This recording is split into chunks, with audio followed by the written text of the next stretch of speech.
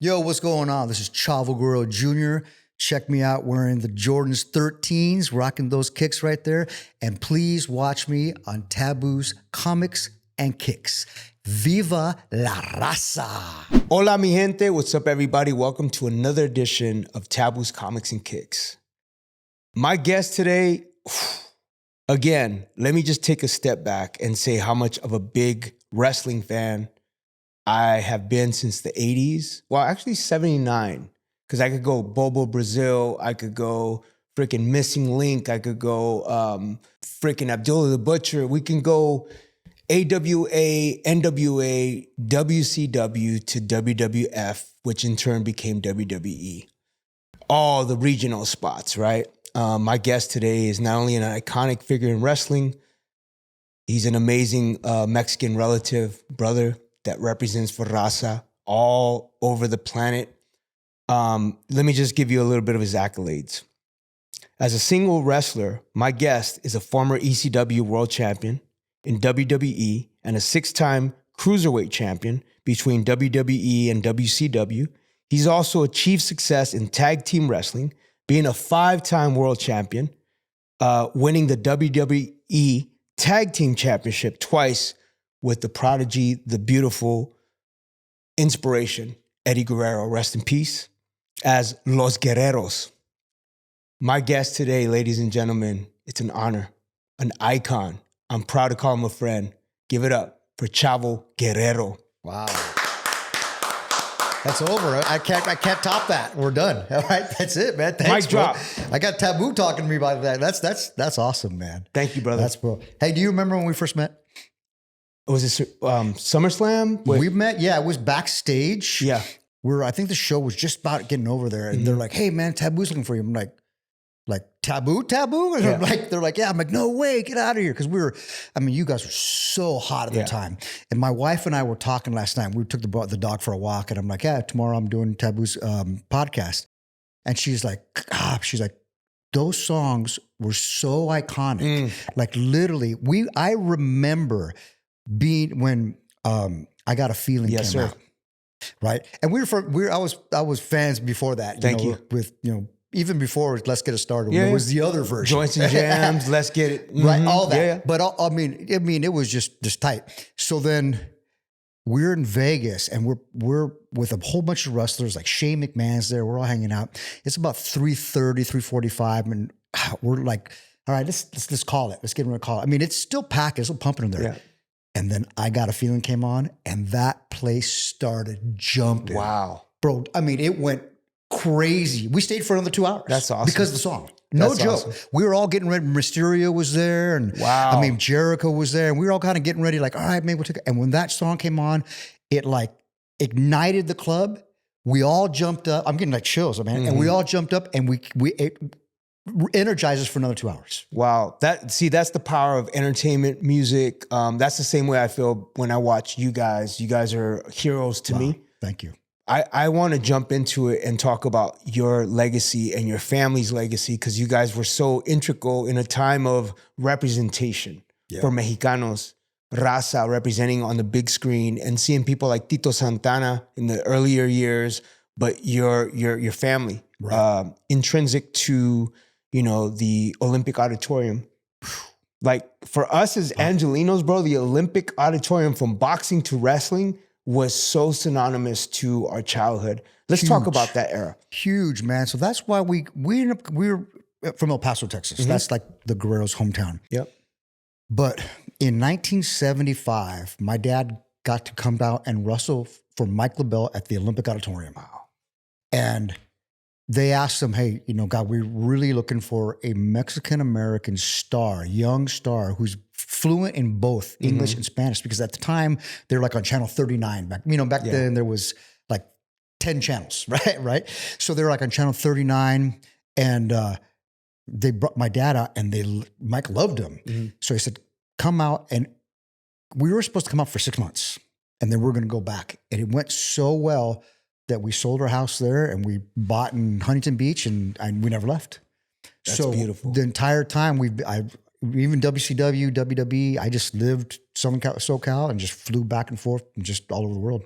That's awesome because when I hear about legacy and wrestling, I always think about the Von Erichs. I think about Right. the bloodline with The Rock and Rocky Johnson, Absolutely. and the Chief Maevillas of the world.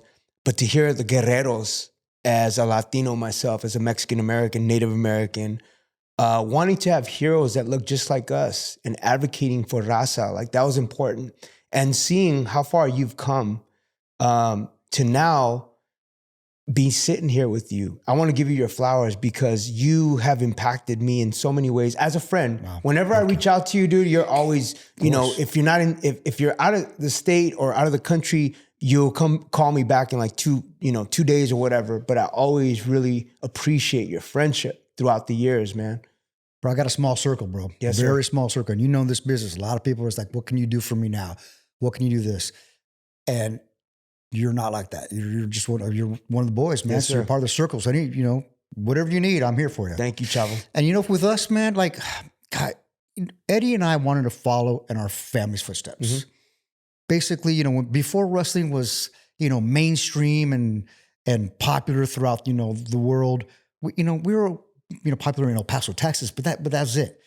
And then that's when we fell in love with wrestling, me and Eddie. So we followed that footsteps, and then, wrestling grew and grew and grew. So by the time we made it to WWE, WWF in the day, Mm-hmm.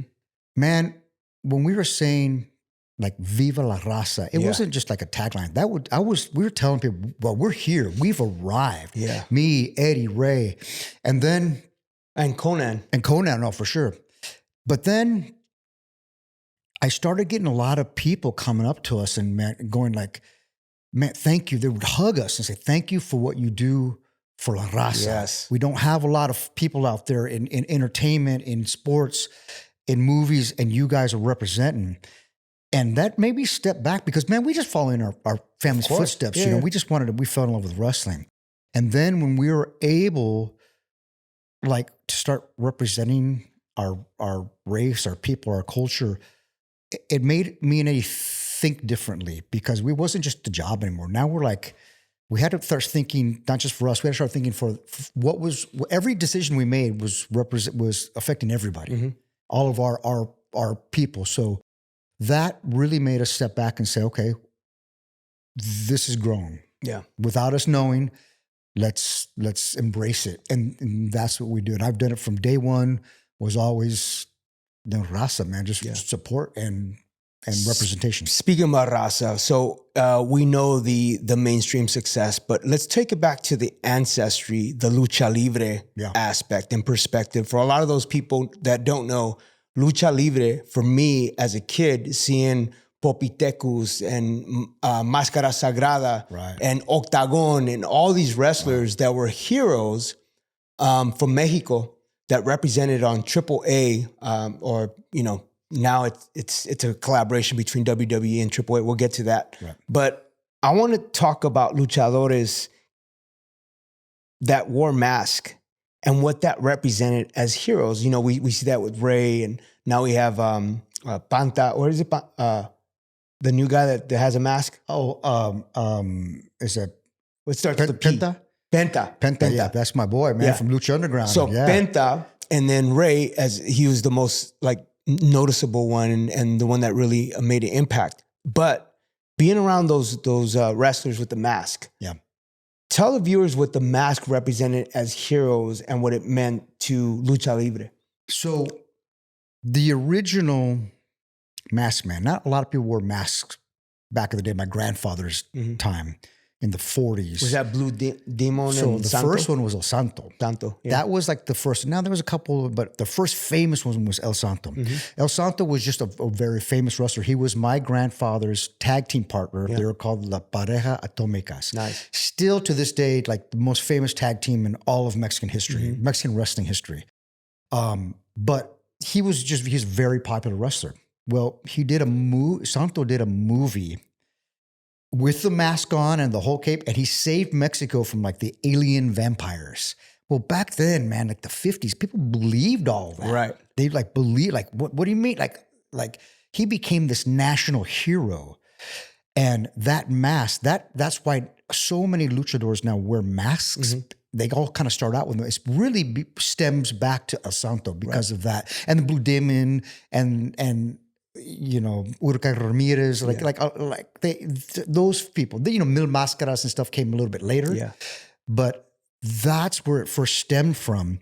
And it just became, and now it's pop culture. Yeah. You know, that masks, and now it's not just like, you know, back in the days, like, oh, that's okay, wrestling kind of weird. Now it's just like pop culture. It's like I said, like Snoop Dogg. He's not that rapper from LBC anymore. He's like pop culture, right? You guys are pop culture now. It's totally different than that one genre that we first originated Correct. in.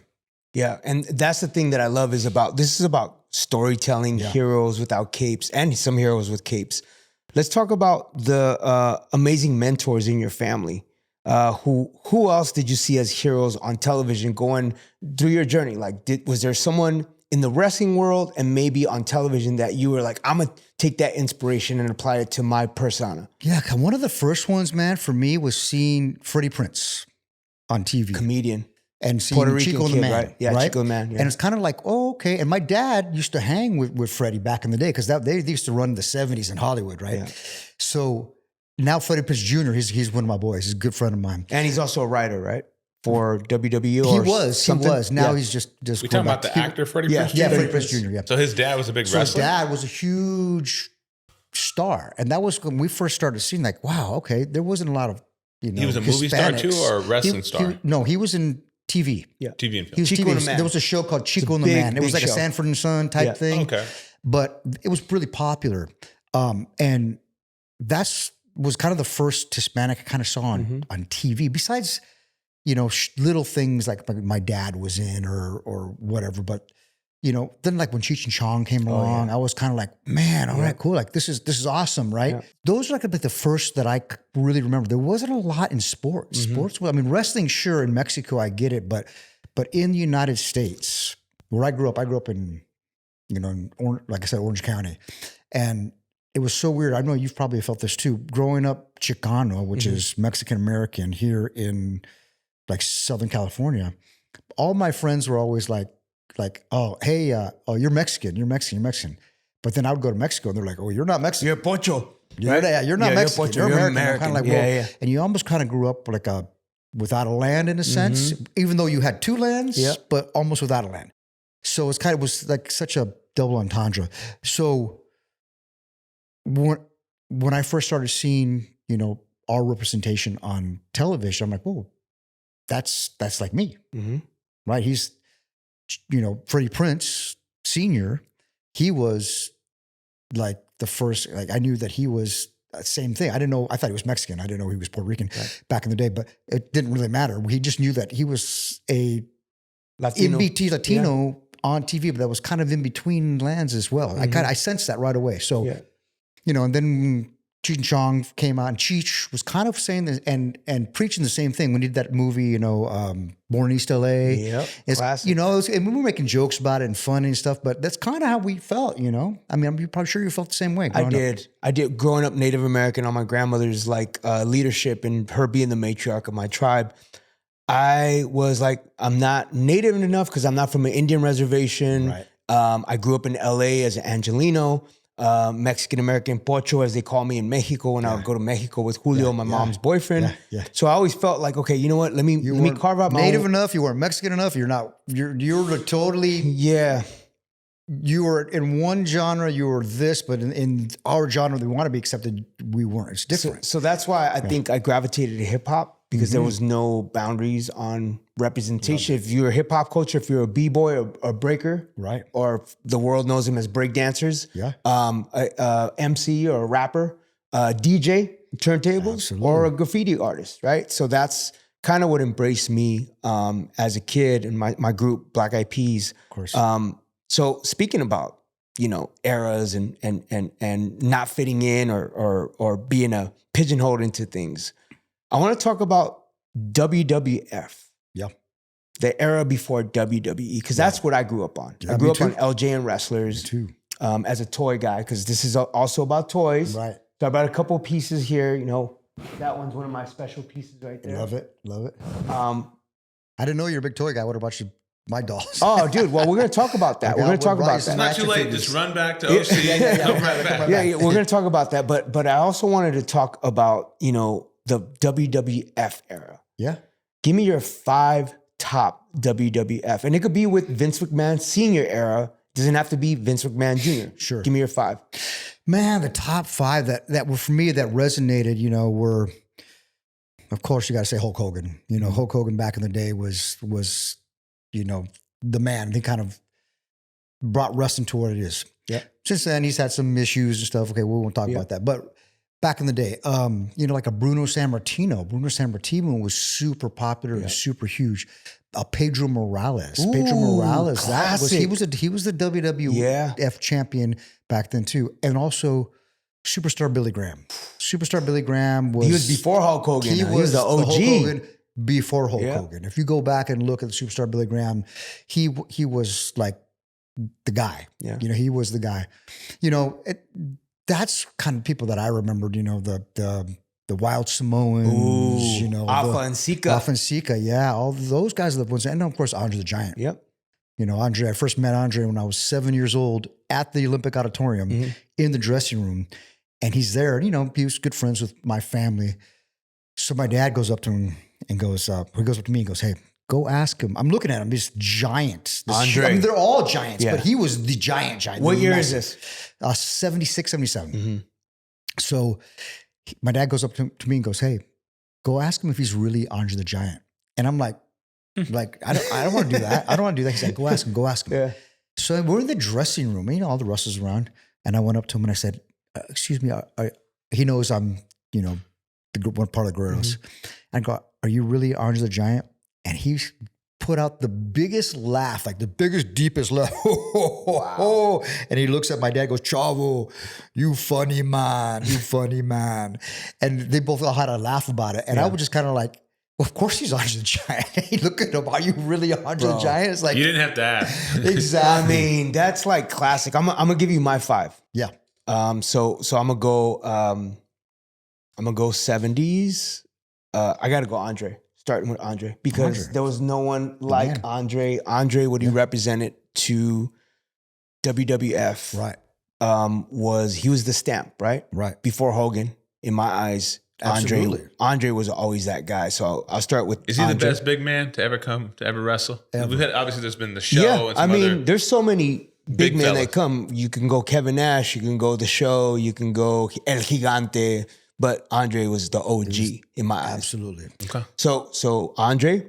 Then I'm gonna go one of the most prolific men on the mic.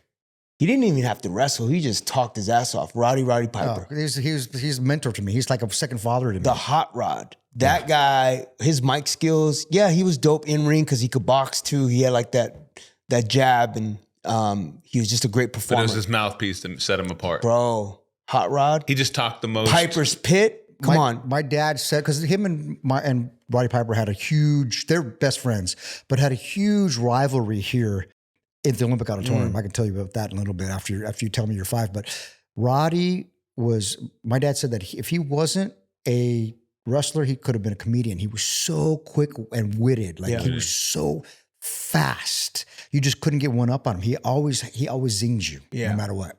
So Roddy Piper. Yep. I'm gonna go because I was big into martial arts too. I got to go Ricky the Dragon Steamboat. Great worker, in-ring worker, one of the best. Ric Flair said it best. He said working with Ricky Steamboat was always a pleasure because he was such a great in-ring worker, right? And he's just the dragon, his whole mystique as a martial artist. And he just represented something that I was really fascinated by.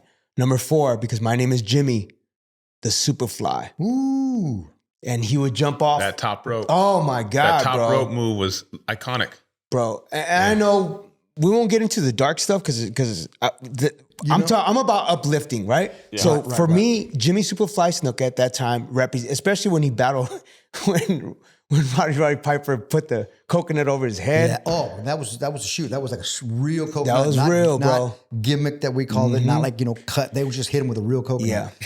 No, that was real. It was like dude. hard and broke the coconut over his head, and that's how tough Jimmy Snuka was. Yeah, and then I'm gonna go one more because Well, yeah, that was 4. You got one more. So I'm gonna go. There's a tie, Okay. and I'm gonna go culturally. At that time, because I grew up 80, like 75 was when I was born. Then I started watching wrestling in the 80s. Tito Santana really spoke to me. Great guy. Arriba, like all the little things that he did, spoke English and Spanish to me as a kid from East LA. I was like, yo, Tito Santana. And in the cartoon special, watching that in the morning. So I'm gonna go Tito Santana, and I'm also go Tatanka because of his native heritage. Yeah. And so that makes me like the native side and the Mexicano side. So I'll go that. Those are my 5. Those are huge. Those were all iconic wrestlers, and those top 5 can stand up against any. Okay, so this is a great question for Chavo, because I know you've been both. But mostly, do you feel better being a heel or babyface? Because I know when you started, you were a babyface. The Guerreros are straight up heels. 100.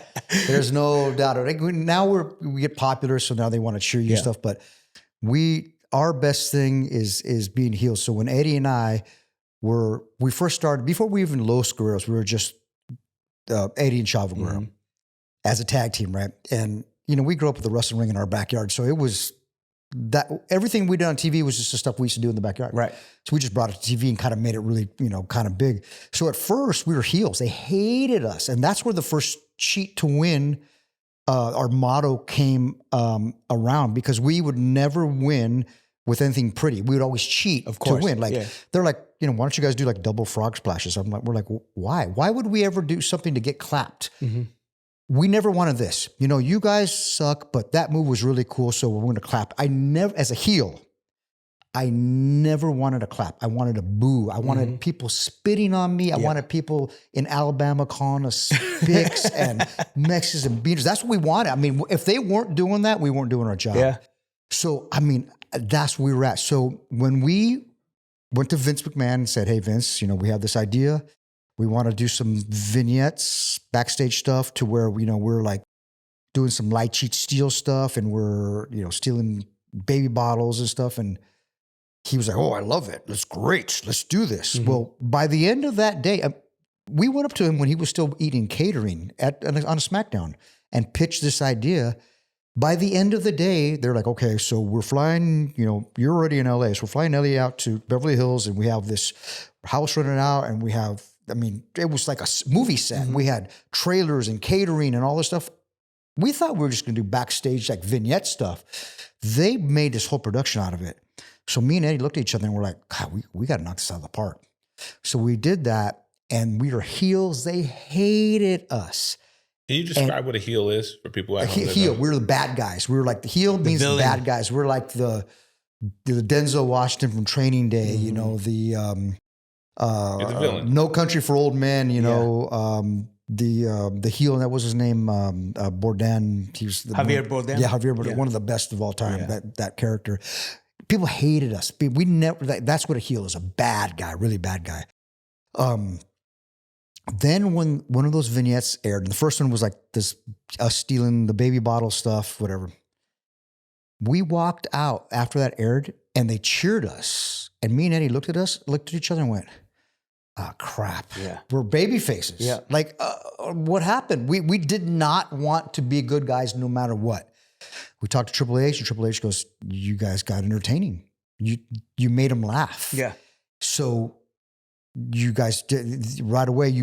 We went from one day being heels to being good guys, without a turn, without like saving somebody or saving a burning baby from the towering inferno. No, we just did those vignettes, and next thing you know, we were good guys.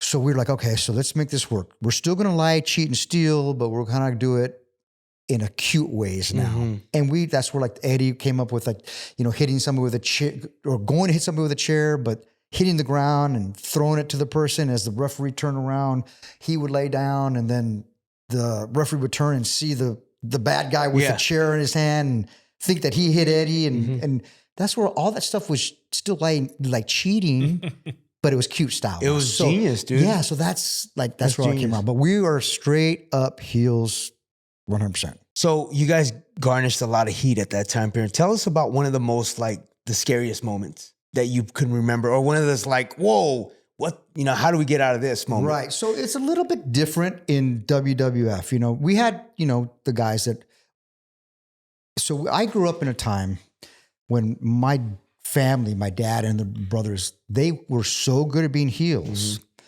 that they would be fighting their way back to the dressing rooms.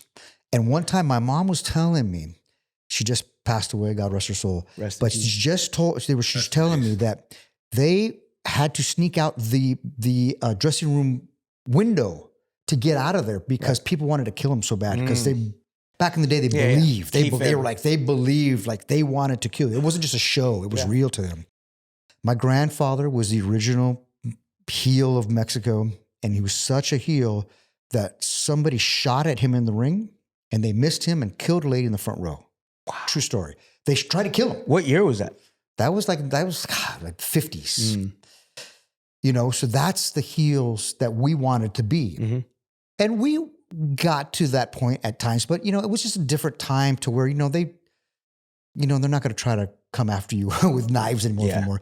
The reason Roddy Piper wore his leather jacket to the ring all the time is because he was getting stabbed walking out in the Olympic Auditorium, the Olympic Auditorium, the dressing room's kind of downstairs. You'd come up the stairs. It wasn't like WWE now with the big, the big set. No, you would come up right down the aisle. And he was getting he had to start wearing a Kevlar leather jacket because people were stabbing him. And that's how wrestling was from back in the day. In fact, when I was a little kid, I'm at my grandfather's house. He's just my grandpa, right? That's my grandpa Gory. And I'm watching TV and I see somebody on TV and they get stabbed. And I go, oh my God, I'm a kid. I'm, 6, 7 years old. And I go, oh man, that must hurt. And he looks at me and goes, no, it doesn't really hurt that much. And I'm like, what? And he goes, no, I've been stabbed, 6, 7, 8 times. He goes, you don't really feel it. Now, the next day you might feel it after you get stitched up. And I was like, who is this guy? But that's how they used to be. Right. Those were the heels that we aspired to be. So when we would, have meetings with Vince McMahon, and he'd be like, you damn Guerreros. He's like, you guys thrive on heat. I love it. You guys want the more heat, the better. He goes, half of these guys in this locker room, I can't give them that heat because they're scared of it. Yeah. You guys thrive at it. And we're like, I wanted to fight my way back to the dressing room every night. That's how it was back then. It was so rad. That's cool. I love it. I love that because we're talking about villains and heroes. Right. It goes along with the topic of comics and storytelling. Are you a comic book head? Well, yeah, for sure. So give me your 5 top comics. Well, I'm an old school guy. Yeah. I liked all the old stuff. My favorite was Spider-Man back in the day. Nice. I used to just read all those Spider-Man comics, Then when X-Men came around before the movies and stuff, I started reading that. I was like, oh, this is really cool. Of course, Superman and stuff. I'm an old school comic guy. Yeah. There's so many new comics now. I had my own comic for a while too, So it was did? Yeah. With Lion Forge Comics, it was called Warriors Creed. The whole story of how the Guerreros got these superpowers that we had that we used to protect Mexico. It was a pretty story. Fabian Nicieza, who created Deadpool, wrote it, and Eddie Nunez, who's a very famous artist, he drew it. So it was like 7 issues. It was really good for a while. But that's comic books that I liked. Right. I'm an old school dude. That's awesome. So we talk about comics, but we also talk about kicks. And I see you're wearing the Jordans. Heck yeah, man. I love it. So tell me your 5 favorite sneakers. Oh, man. Well, of course, you got to go to the Jordan 1s. You know what I mean? Jordan 1s. When they first came out, they were $100. Yeah, I remember that. They're expensive, man. I mean, I never got them. My parents were like, those are $100 shoes. We're going to buy you the Converse weapons. And they were like $49. Yeah. Okay, cool. So what was... Not to interrupt, but what was your first Jordan you did get? And then I want to ask you, because for me, my parents didn't get me Jordans till the 6s came out. Obviously, I was alive. But No, my first Jordans are the ones on my feet. Wow. 13. No joke. Because then, because they were old school for a while, right? Nobody really kind of wore them. And then people started wearing them again. I'm kind of like, like, I was over that. And then they became pop culture. My wife's got like 10 pairs. She loves them. I mean, she loves them all the time. So then finally I'm like, you know what? I don't want the same Jordans everybody else had. Mm-hmm. So I got the Jordan 13s, right? We got the same ones on. I love them. Ones today, so now I've got a few different ones now, but these were my first ones. I keep them super pristine. I wear them only special occasions. Of course. That's awesome. Do you remember your first pair? I do, the Carmines. Oh, wow. Carmines. And I remember asking my mom, and she kept saying the same thing, like, I only get paid once a month. But I remember that feeling of like, we used to go to Payless. Yeah. Payless was our spot, 2 for 1, right? And that's what I grew up with. And to be like, you can get 2 pairs of shoes. The same way. I used to wear the Payless K-Swiss. The wannabe. Yeah. So that, I grew up with that. And then once my mom finally got me a Christmas present, which was the Jordan Carmines, I was so blown away that I was like, man, I'm going to do everything when I get older to get my own sneakers, because it took me so long to get these. But I still remember that moment of like watching. My favorite shoes are the 3s, right? Because I remember the slam dunk contest with Michael Jordan, the silhouette with his feet going back, and just that idea of, man, I could fly in Jordan. Whether I was breaking, whether I was performing, rapping, because people are looking at what kind of shoes are you rocking? And that was like me taking flight, right? Metaphorically. Right. And so the Jordans is very synonymous with my childhood and now in my adulthood. That's why I wanted to make a show around comics and my love for kicks. They're so, like I said, pop culture now. We were just in Barcelona, and they had, a big old store that had just a room just for Jordans. Yeah. And I'm looking at them, and I'm looking at the prices. I'm like, okay, those are the resale. Yeah. But I was kind of like, it's so funny because these were the first shoes we came out. They were $100 shoes. I mean, none of my friends can afford them. And the one person that got them, everybody was like, whoa, we wouldn't play ball with them. Yeah. They were just too valuable. Barcelona is big on sneaker culture. Oh yeah. Spain. That's where you came from, right? Yes, I was just in Italy and Barcelona. Dude, when I hit you up and you're like, yo, I'm in Europe, I get back, I don't know, the 16th. And we were just in Europe too. Talk about international success for wrestling and how it went from the US being wrestling to now being an international conglomerate. Cable television changed everything. And now with, satellite, and now there's 400 channels, and you can reach, the world became smaller because of internet and TV and stuff. So back in the day when I remember my dad going to Japan for the first time. Yeah. It was like 1974. He was just breaking into wrestling, and he convinced Dory Funk and Terry Funk, because they were going over a lot.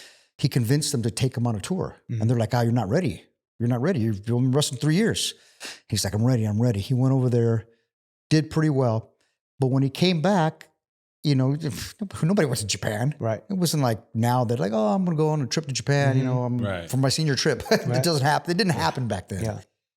He came back with all of these toys for me that nobody had ever seen, like Ultraman and Giant Robot and all of this stuff that no one had, no one's seen other stuff. Everybody was like, wow, these are amazing. I was the coolest kid on the block. Yeah. So when I started traveling, and like the first time I went to Japan, Europe, we've been everywhere like you, man, just to see the reach that wrestling has now. I mean, I was in India walking down the street and people were going, Chavo. And I was literally like blown away. In India, I was like, how do these people know? It's so crazy, cool. But they really just know, just because it's so popular now. And just being in like Barcelona, I was getting recognized, all over the place. And it's pretty cool. That's awesome. It's pretty cool when people are like, wow, you look the same. I'm like, well, I try. Yeah. So speaking about toys, you said you got toys from Japan that nobody had seen before. Yeah. I know when you walked in, I showed you the Eddie Guerrero action figure. I actually got pictures of a couple of different action figures with different, the Jakks Pacific, and I got the WWE Basic Series, and I got another one. I want you to rate these 3 different figures, Chavo Guerrero figures. All right. So remember, we didn't, back in, I don't know it is now, but back in the day, we didn't get the figures. Mm-hmm. It was like, we'd just get the money from it. So when I left WWE for the first time in 2011, or the only time really, in 2011, I'm like, I guess I got some figures out there. I better start picking these up. So I went on eBay and started, buying them. I had like 25 figures out, 22 figures, something. I don't know what it was. So in the gym in my house, I had them all up on the wall. It was kind of cool to see like, oh, wow, I knew there was a bunch. I just didn't know how many. Right. It's pretty cool. So this one is the Rockin' a Sarape. Yeah, this is the Mattel version. That was up there, man, because it had the poncho. Yeah. It had the bandana, removable bandana. I love that one. That's when we still used to get scanned. Okay. When they would have the 3D scanning? Yeah, the 3D scan. Like Jack's Pacific would stand there and they would have this 3D scanner go around your entire head to get your face perfect. Now they have it. They're just way better now. Right. The Jack's Pacific ones were always really cool. The second one here is pretty badass. With the red tights. The red tights, yep. I remember those tights. In fact, every tights that I have on an action figure, I still own. Nice. I keep them, even though they can go for some dollars. Mm-hmm. Yeah, people asking, can you sell the ones that aren't figures? Yeah, I'll sell those. I don't care about those, but the ones that are on figures, I keep. Mm-hmm. And this one, the WWE Basic Series. They made like 3 or 4 different ones, same face but just different outfits. Yeah. So some that's before they got super high tech. That was like the more of the old school one. But like this Mattel version, when they switched from Mattel to from Jack's Pacific to Mattel, it kind of upped their game. And now you see them now, they're like, removable heads and hands, and they totally changed. They're so realistic now. So many points of articulation. Of course. Yeah, it's pretty cool. That's awesome.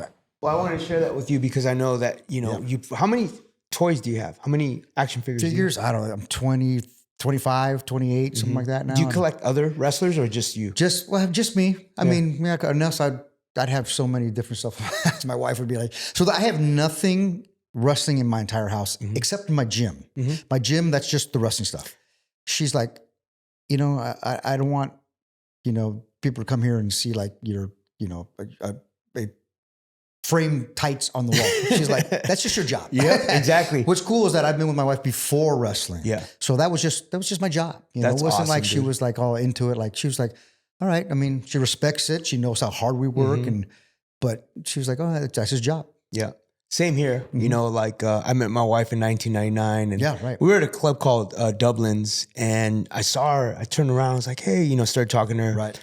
And at that time, I had Joints and Jams. I was signed to Interscope Records, and Black Eyed Peas was like an underground hip hop group. Right. Before Where's the Love? Before we got to that era. And she asked me, she's like, "Oh, so what do you do?" Right? Because she's a college student. She's 20. I'm 24. I said, "Oh, I got this group called Black Eyed Peas," and she's like, "Oh. So what's your real job? Yeah, what's your real job? Same thing, bro. I get the rapper thing, but what's your real job? What are you gonna do when you grow up? Yeah, so she's like, she didn't know who I was, which I liked. Right. I was like, wow, okay, she doesn't know who I am. I'm gonna marry this girl one day. Yeah. And so she had an apartment, she had her life, and she was living as a college student, but also she had a job. I was still living on my mom's couch as a broke rapper. What city? Well, you were here I was in Rosemead. Yeah. Gotcha. So born in East LA, Ball Heights, lived in Dogtown Projects till I was 7. Then I moved to East LA. I mean to Rosemead, which is San Gabriel Valley. Yeah.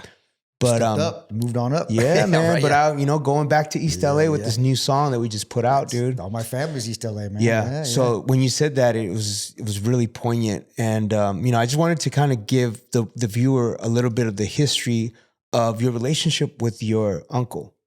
Yeah, because it's important. Absolutely. We always want to celebrate heroes, and I know what Eddie meant to us as fans, but also like the fact that he took you and a lot of these amazing wrestlers under his wing, and just like, I mean, even like seeing Dominic Mysterio and the influence that Eddie has on the younger wrestlers. Talk about that, because I want to champion him as a hero as well. So Eddie Guerrero, technically on paper, is my uncle. Mm-hmm. He's my dad's youngest brother. Yeah. There's 18 years difference between him and my dad. So when my dad was 18, Eddie was born. Yeah. When my dad was 21, I was born. Mm-hmm. So we would joke because Eddie was my grandfather's late mistake and I was my dad's early mistake. Both mistakes, both weren't planned, weren't supposed to be here. Yeah. And we're here. So, but we were 3 years apart. So we grew up as brothers. Of course. In the Hispanic, Hispanic culture, you always have an uncle that's like, sometimes you're older than your uncle, Yeah. But so we grew up as brothers, 100%. And we just, we love like brothers. We fought like brothers. We were just brothers. That's just what it was. Yeah. So now, now just fast forward to wrestling. Eddie was really good. Mm-hmm. We knew he was really good. But back in the day in wrestling, if you weren't 6'8", 300 pounds or 280, you were, passed over a little bit. You could be a cruiserweight, but in fact, Jim Ross one time said, Eddie was expiring. I want to be world champion someday. And even Vince was like, okay. And even Jim Ross was like, well, you're a cruiserweight. Right. You're a cruiserweight. I was told the same thing by Vince, the same exact thing. When I was running with Ray and I was like one of the hottest heels in the company. And I told Vince, I want to be a bigger part of this company. He goes, well, Chavo, you're not 6'8". Mm-hmm. That's what told me. And I was like, I know, thank God. I go, when you see Brock Lesnar come out, I go, that's a different kind of heat than what I bring, a different kind of heat. And he thought about it. He goes, interesting. And his mindset started changing around that time. So then fast forward back to Eddie, and Eddie he was so good. And we all knew he was so good. And then they took that chance on him. We were still tag team and we were Los Guerreros and we were hot. Yeah. And they wanted to split us up because they knew where they wanted to go. And Vince goes, you guys together, I have one match. You guys separate, I have two matches. And we're like, okay. So we knew where he wanted to go with Eddie and make him the heavyweight champion, me the cruiserweight champion. So that happened, and man, it just took off. He just became this pop culture. But then, unfortunately, like a Bruce Lee, like a Jim Morrison and Elvis and Alanis Morissette, he died at this height. So he's cemented. We already knew that he was one of the best of all time, but after he passed, that's when everybody started recognizing him. Yeah, and that's when everybody started going, "Wow, he was really, really, really, really, really good." WWE included. The night before Eddie passed, we had a conversation. I mean, the night that he passed, basically, we were we were flying to Minneapolis. Eddie was living in Phoenix. I'm an OC. I flew, connected through Phoenix, and then Eddie comes on the plane. I'm like, hey man, I didn't know you were going to plane. We sat next to each other, took the ride to the hotel together. We always get our separate rooms, just get a little time apart. And he was telling me on the ride there, because they were he wasn't the champ at the time anymore. He had lost the championship. And he told me, he goes, I thought they were going to give me the strap back, the championship back, but they decided not to. They're going to give it to Randy, Randy Orton. And he goes, you know what? It's totally cool. I'm happy. I'm happy for Randy. In fact, I called Randy and let him know. So even before that, he was being passed over. And then after he passed the next morning, 7 a.m., things changed. And now they're like, God, he's one of the best of all time. He's one of the greatest, this and that. But even before he passed, and unfortunately, he had to pass for him to be recognized like that. If he was still alive, I don't know if he ever would have made it, because he was already he was breaking down already. His body was breaking down. His I don't know how much longer he would have stayed in the business. Right. I think he probably would have left within a year or two. Right. The wear and tear of the business. Huh? Yeah, just because, his mindset, I knew him so close, and man, we had conversations about leaving, he was like, God, I just don't know how much longer I can do this. Yeah. So, unfortunately that sometimes it just look at Bruce Lee, same type thing. He was always recognized as he's great, but now he's the best of all time, because he'll always be remembered at his height. Of course. He never declined. Yeah. And that's the same with Eddie. So top 5, you were part of one of the most iconic tag teams. Thank you. I have an iconic tag team right there. The Legion of Doom, before they became the Road Warriors, or after they became the Road Warriors. Because they started as the Road Warriors, then they became Legion of Doom. Tell me your top 5. So top teams. 5. So right there, that was going to go by number 1. I remember, and the reason, let me tell you. So my top 5 is a little different because I know these guys, as grew up with them as like uncles, basically. You know, I used to watch them. So when my dad used to wrestle in Japan, the referee would VHS tape the show. So I would see. So I was a huge fan, not really of WWF back in the day or WCW. I was a huge fan of Japanese wrestling because I would get these tapes and no one else had them, and I would get the whole show. So I see my dad's match, but I would see these guys, the Road Warriors, coming down to Iron Man by Ozzy, right? Oh, yeah. And they would come out, dun, dun, dun, dun, and they would like be hitting the crowd and running through the crowd, and the crowd would scatter like ants. I was like, who are these guys? Yeah. What is this? And then when I was 15, we're here at the old sports arena, and it was one of the Great American Bashes for WCW. And I'm backstage with my uncle Mondo, and the Royal Warriors come out. And as they come out, they're getting ready to go to the ring. I look at these giants of men, and they have their makeup on, they have their shoulder pads with these big spikes on, and they're coming to the ring. And my uncle introduced me, and I shake their hands. Their hands felt like catcher's mitts because they were so big. These guys were 280, 300 pounds at 6'4", 6'5". Just these, I was like in awe, like, who are these? Are men? What is this? Like a monster. They're like Bigfoot to me. Animal and Hawk. Yeah. Rest in peace to Hawk. Yeah, they're both passed. Oh, they did? Animal they're passed? both passed. Yeah. Wow. Yep. But my first trip to Japan was with those guys. So we were full circle. That's number one. Number two's got to be Rock and Roll Express, man. Oh, Rock and Roll Express with Ricky Morton and Robert Gibson. Yep. They're some of the most iconic. They were awesome. Yeah. And they were so agile and just athletic. Oh, they were beautiful. so amazing. Yeah. In top five's got to be my dad and my Uncle Hector they were like the first Los Guerreros, the real Los Guerreros. Anything that me and Eddie did we would steal from them and kind of, we would just make it just WWE style. Yeah. They were called the Alamo Busters back in the day. Yeah. Those were huge. I used to love Barry Windham and Mike Rotundo. Yep. That was another massive, like huge, because they were just such great wrestlers and huge men, but could move so fast and so fluid. It was great.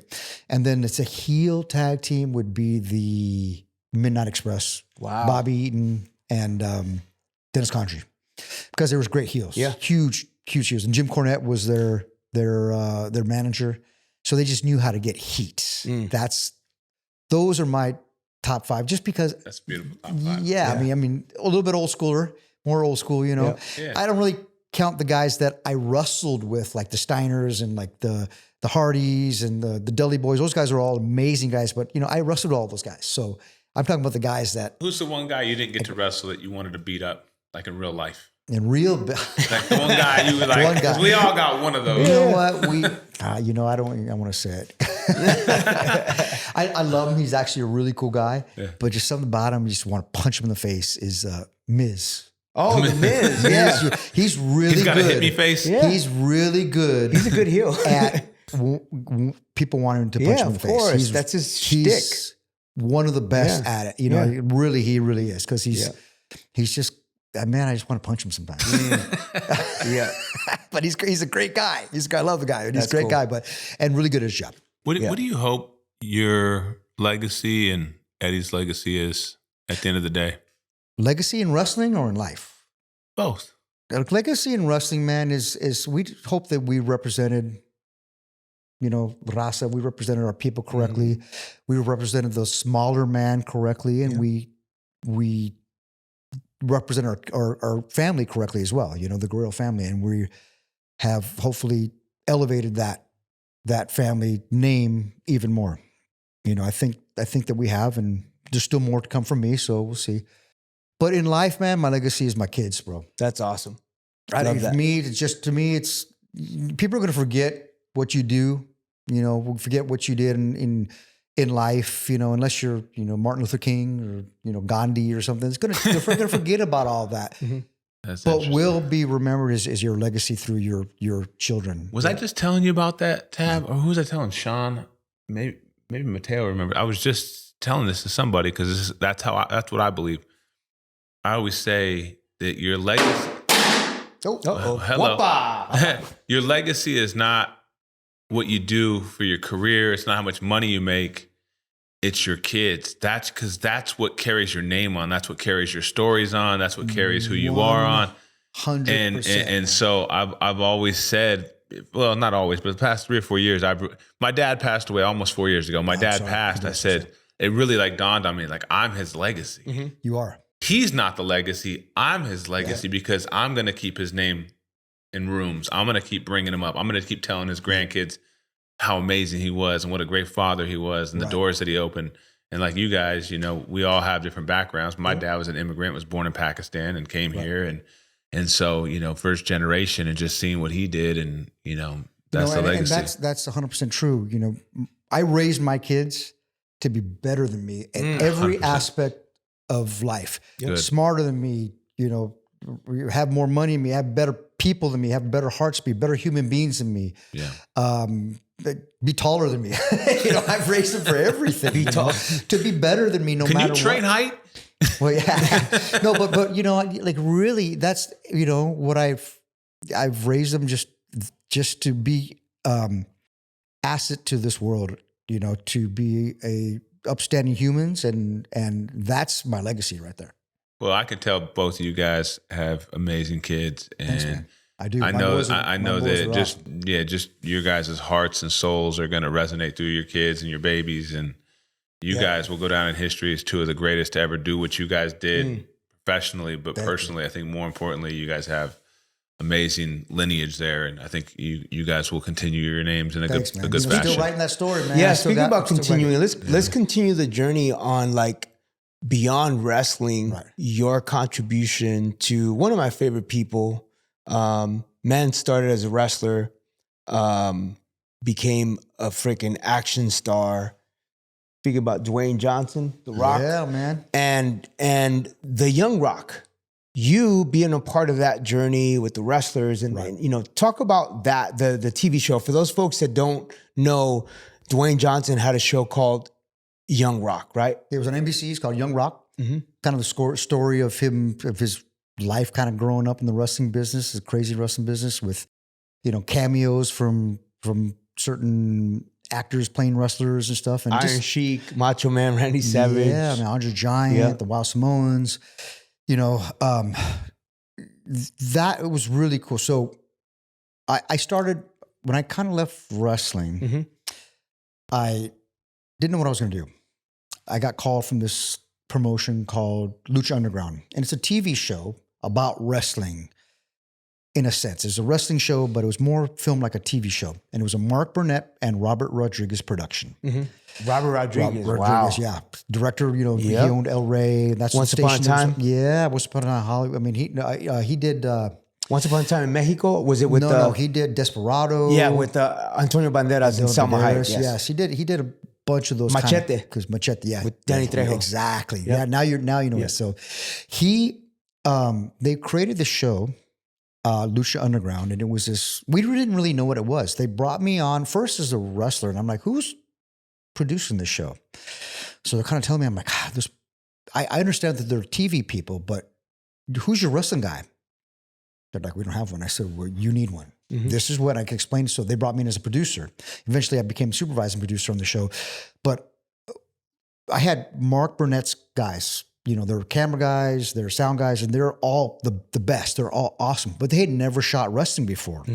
So I'm showing them, you know, how to shoot wrestling, how to direct it, how, you know, the set design, costumes. I mean, all of this stuff. And they're asking me like, how do you know all this stuff? I'm like, I don't know. I think just being around it my entire life, I don't know how I know it, and I didn't know that I knew it, but I know it somehow.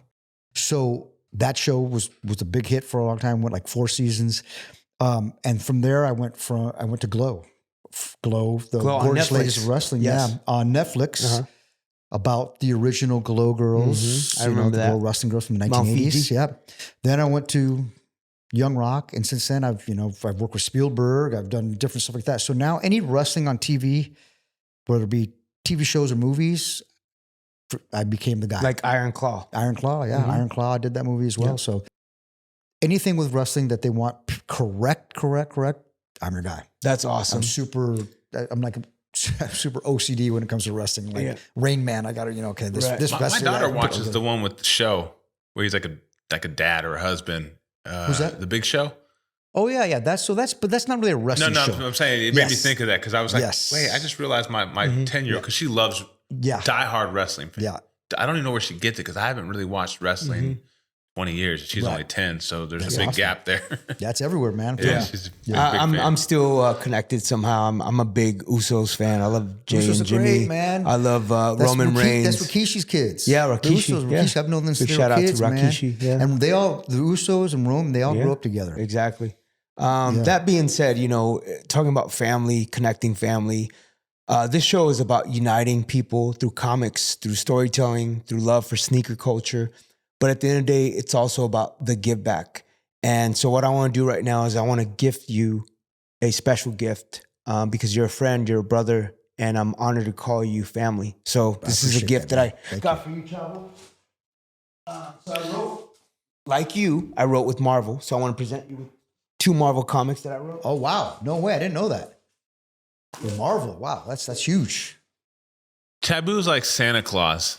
And then He really is. Also, we just shot a video for the East LA song. Yeah. And in the video, I'm rocking a shirt that I saw made. And it says, "No one is illegal on stolen land." And that's a homage to our first people, Right, acknowledging that we are on Tongva land here in Los Angeles. right.